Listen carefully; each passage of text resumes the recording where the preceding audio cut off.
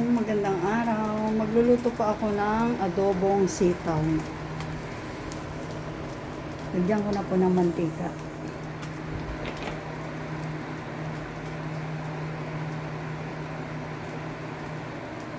Sunod po ay bawang.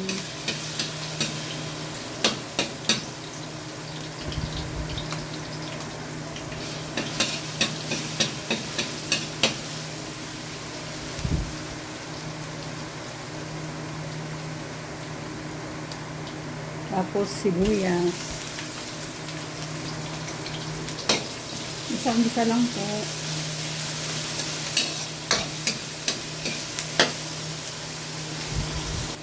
Kapag medyo brown na po yung bawang, tapos yung sibuyas, lagay na po natin yung sahog na karne. Lagay na po natin yung karne. Pinalumbot ko na po yan sa pressure cooker para madaling maluto. Tapos lagyan po natin ng toyo.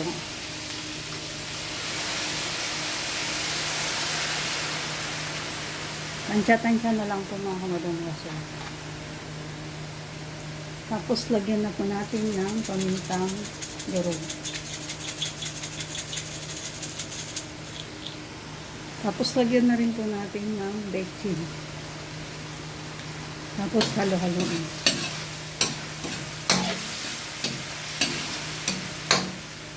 Lagyan na rin po natin ng sili. Siling manghang para masarap.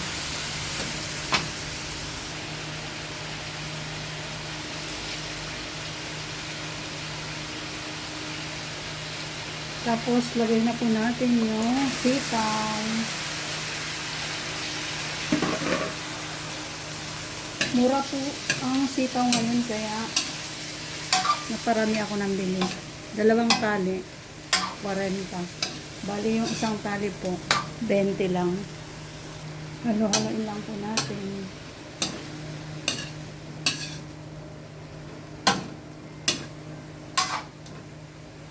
Tapos takpan para madaling maluto.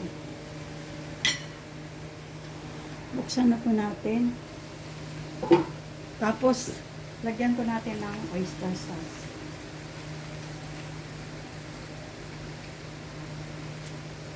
Para lalong sumarap. Ayan. Halo-haloin lang po. Ayan, paluto na po. Lagyan na rin po natin ng suka.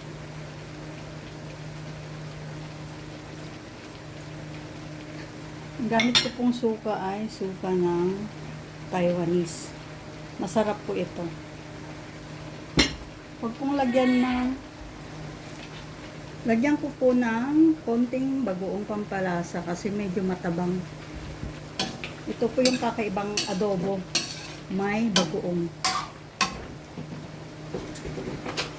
Huwag pong ilagay yung suka kapag hindi pa luto yung gulay na sitaw. Kasi kapag nilagay nyo po kaagad yung suka, hindi po siya maluluto.